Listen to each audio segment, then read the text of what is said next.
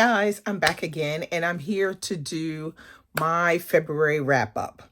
Now, Read So Lit was so much fun as usual. It was maybe a little quieter than in previous years, but I wasn't mad at it. We got lots of people participating in the photo challenge over on IG.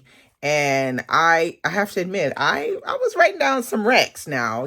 People weren't just, posting the, similar books as other people. They were really posting things that were new that like I hadn't seen before. So I was super happy with it. Now, this year, the one good thing was my reading for the month turned out to be super stellar. I read 7 books. I'm not mad at how the month went as a whole. So let's get started so you can see all the lovely books I read.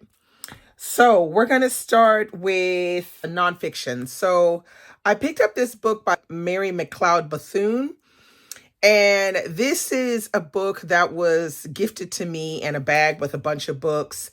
And I thought, hey, let me just read this because I kind of want to read next The First Ladies. And this is by Rena Evelyn Wolfe. And this is, I would say this is like a middle grade, but I learned a lot about her. Like, here's a picture of her. She's, looking pretty cool. She came from a very big family with a lot of kids. Here's her at the Moody Bible College. And if you can see, she's right here in the middle. Unfortunately, she wasn't allowed to go and be a missionary in Africa, which is what she really wanted to do when she finished her schooling, and she wasn't allowed to. So yeah, there. Here's where she started one of her first schools, because that was her dream, to start a school. And here's another picture of her later on in life when she started to get into like the political arena. So yeah, this is a old book, but if you can get your hands on it, I think it's a perfect book to read about this great Black American woman. This book gives you all of the facts, but gives it straightforward, easy to understand. It does have pictures, like I said, and, print is not too small. It's perfect, for a history lesson. The next book I read was this one right here, Homemade Love by J. California Cooper. Now, I'm not going to talk a lot about this one because I already have a video review of this one that I did all the way back, I think in 2000, maybe 15 or something, where I talk about this book. This is a fantastic read from J. California Cooper. If you don't know who she is a Black American author staple. She is no longer with us today, but she's left behind quite the backlist. So there's about 12 books in her backlist. I think she's more known for her short stories than for her standalones. But this being said, Homemade Love is a fantastic way to talk about love. We read this in my Read So Lit book club over on Patreon. We had quite the hoot and quite the laugh on Homemade Love. The stories are funny. They give you good insight on life and living, and just a really fun read. It was great to laugh with the club instead of usually our normal tense sessions that we have sometimes from some of the books we read. I highly recommend J. California Cooper. If you don't know her, like where y'all at, get this book. Very, very good. Homemade Love. Okay, the next book I read was Leaving Cecil Street, and this is by Diane McKinney Whetstone. She is an African-American writer, and this is a book that is centered around a Black community, and I think it's in West Philly, and it's on Cecil Street. Now, in this book, Cecil Street is a character along with all of the characters that we're going to be reading about. And in this book, we perceive a character who we see into her past as a child, and we see into her mother's past as well. They will get separated, and then their lives will roll, and we learn a lot about them. And we arrive on Cecil Street, and we learn about another family. And through this family, we learn a lot about Cecil Street, what's happening on the street, at the barbershop, who's friends with who, what the teenagers are up to. It's a very, very fast-paced, interesting read. I highly recommend it. Whetstone has a fantastic writing style. It just sucks you in, and you just kind of go with the flow. So this was my husband's pick. So you know how my husband has all those books that I told him to wrap up for me. So this is the one that I picked for February, and I'm so glad that it was in there. Ugh, my husband knows how to pick books, y'all. So this was a very good read. I can't wait to read more of Diane McKinney Whetstone, and I do have Tumbling, Blue Dancing, Lazaretto, and might have another one. I'm not sure what it is. But I am now ready to roll on reading some more Diane McKinney Whetstone. I think I gave this one 4 stars. I really, really liked it. Okay, the next book I read was this one right here, A Lot by Brian Washington. Now, this is a short story collection where the stories is somewhat connected. It follows a family within a community, and I think it's the communities in Texas, if I'm not mistaken. What is very interesting about this book is that the main voice in the stories is from one character, and that's not always done. It's not always done like that, short story collections. But the main character's voice is haunting and brutally honest.